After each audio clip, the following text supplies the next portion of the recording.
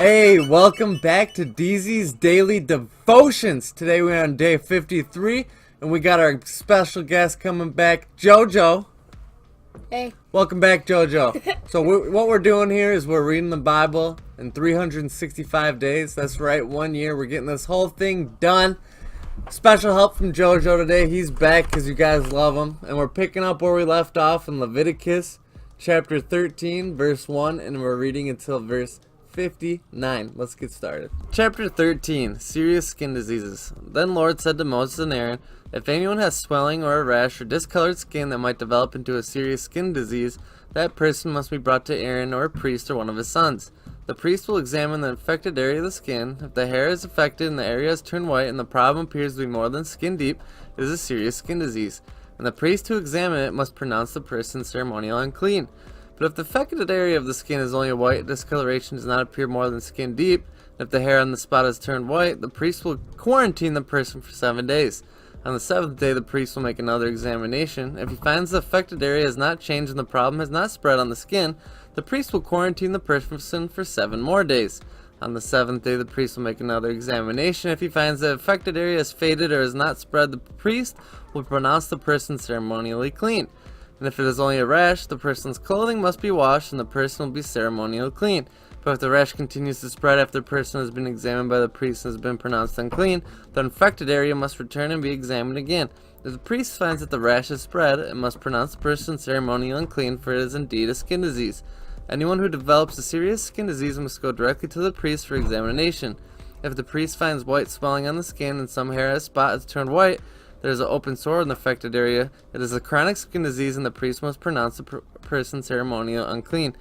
If such cases the person is not quarantined, it is obvious the skin defiled is by the disease. Now suppose the disease has spread all over the person's skin, covering the body from head to foot. When the priest examines the infected person and finds the disease covers the entire body, he will pronounce the person ceremonially clean.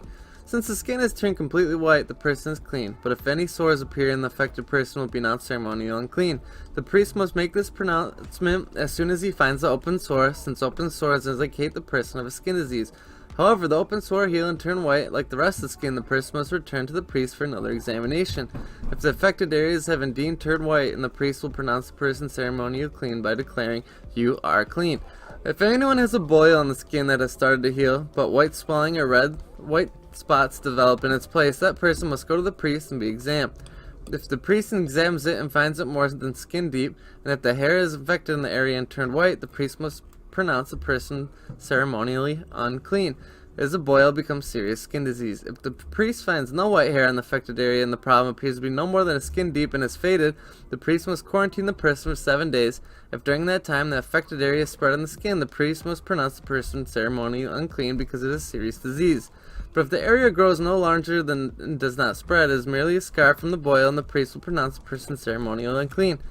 If anyone has suffered a burn on the skin and the burned area changes color before becoming either reddish, white, or shiny white, the priest must examine it. If he finds the hair in the affected area has turned white and the problem appears to be more than skin deep, a skin disease is broken out in the burn, the priest must pronounce the person ceremonially unclean, for it is clearly a serious skin disease. But if the priest finds no white hair in the affected area and the problem appears to be no more than skin deep and has faded, the priest must quarantine the affected area for 7 days.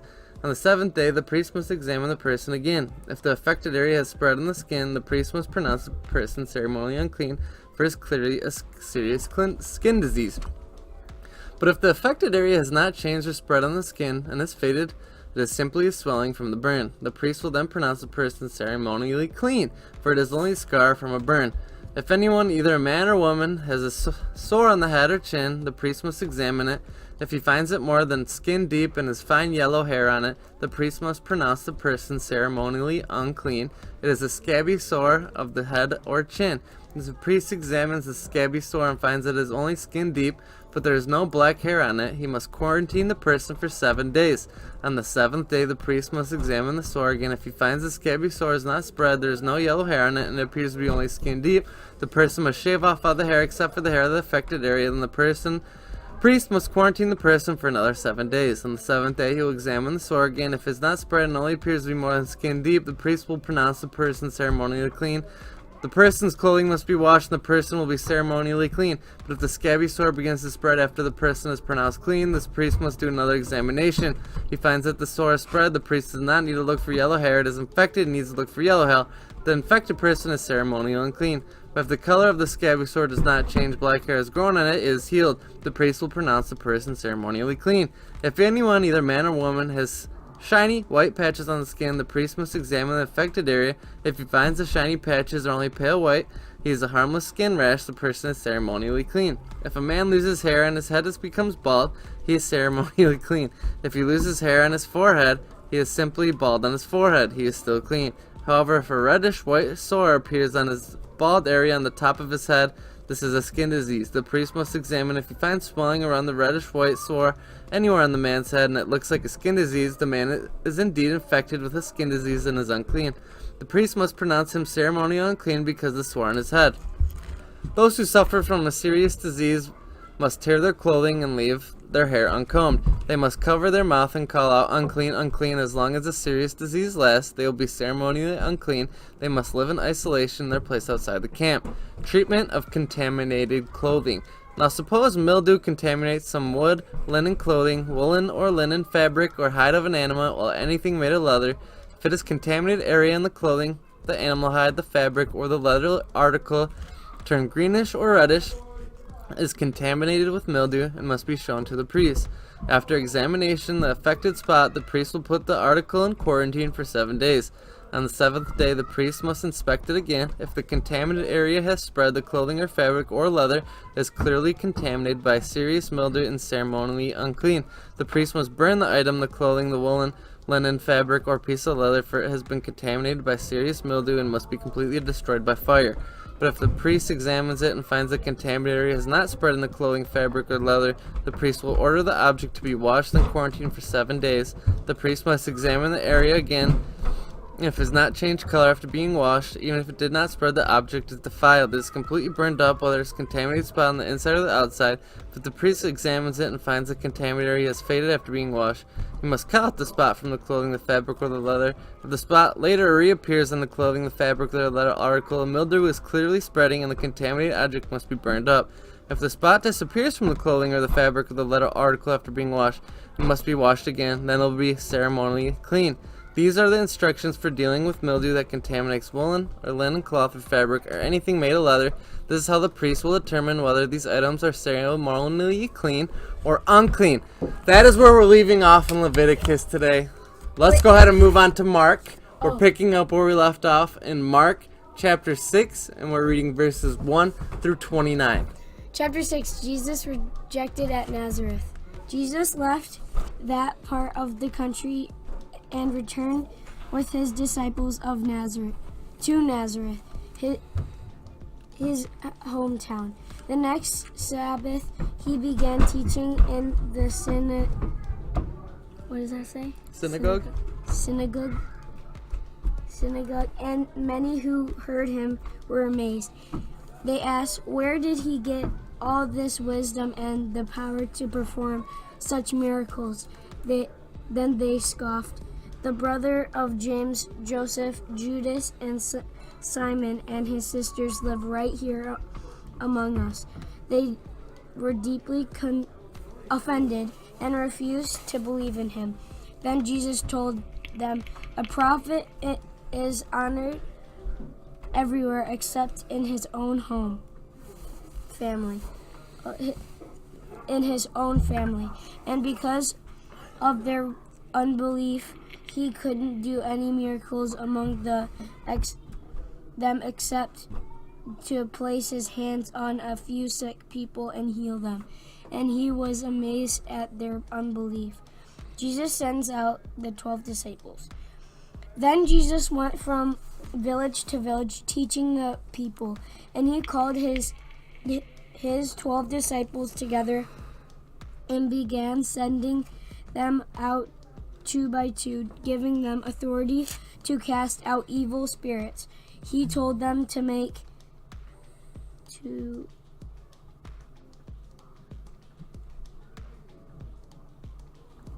take nothing for their journey except a walking stick, no food, no traveler's bag, no money.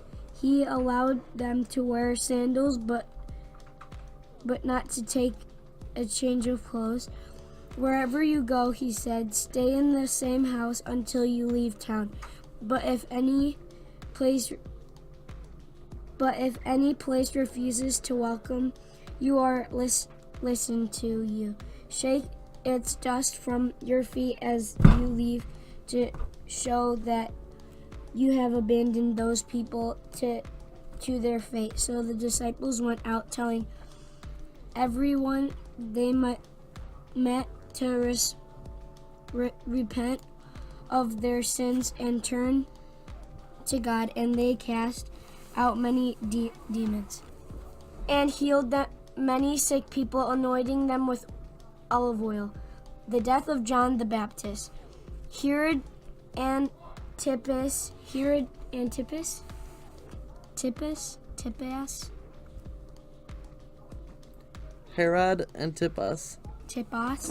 Yeah. The king soon heard about Jesus because everyone was talking about him.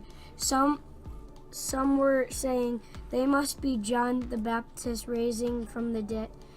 This must be John the Baptist raising from the dead. That is why we can do such miracles. Others say he's the prophet Elijah. Still others say he's a prophet like the other great prophets to the past. When Herod heard about Jesus, he said, John, the man I beheaded has come back from the dead. From Herod had sent soldiers to arrest and imprison John as a favor of Herodias. Bore a grudge against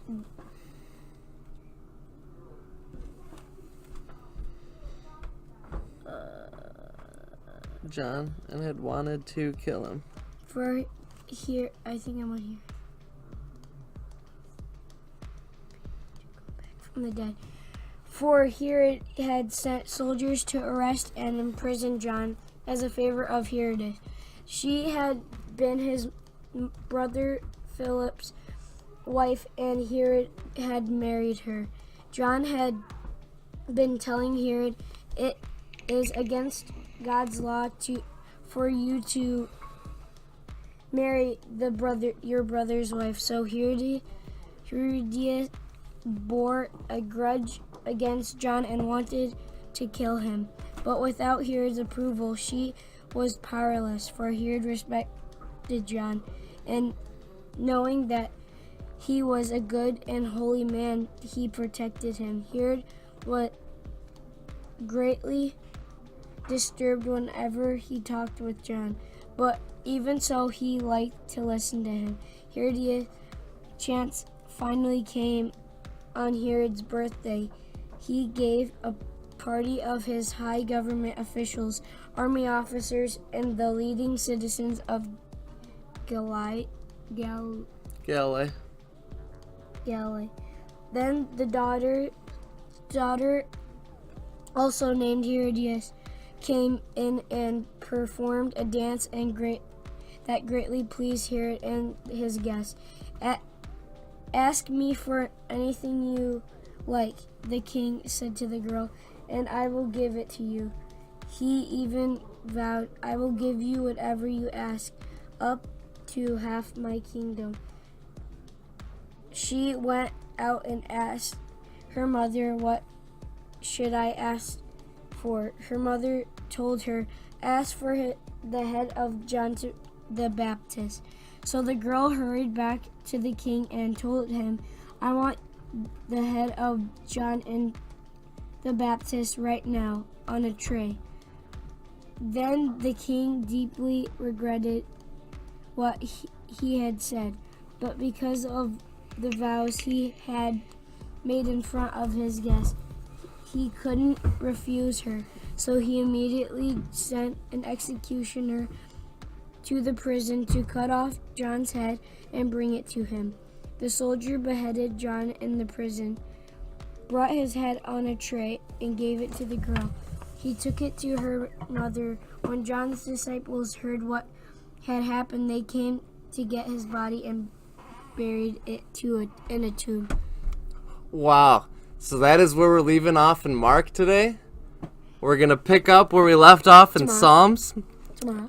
And we are in Psalm 39, and we're reading verses 1 through 13. Psalm 39. I said to myself, I will watch what I do and not sin in what I say. I will hold my tongue when the ungodly are around me. But as I stood there in silence, not even speaking to good things, the turmoil. The turmoil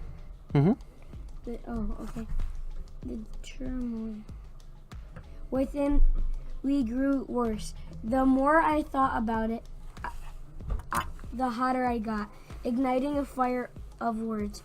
Lord, remind me how brief my time of earth will be. Remind me that my days are numbered, how fleeting my life is. You have made my life no longer than the width of my hand. My entire lifetime is just a moment to you. At best, each of us is but a breath. We are merely moving shadows, and all our busy rushing ends in nothing. We heap up wealth, not knowing what will spend it. And so, Lord, where do I put my hope? My only hope is in you. Rescue me for my rebellion. What does that say? Rebellion. Do not let fools mock me. I am silent before you. I won't say a word, for my punishment is from me. But please stop striking me. I am exhausted by the blows for your hand. When the disciples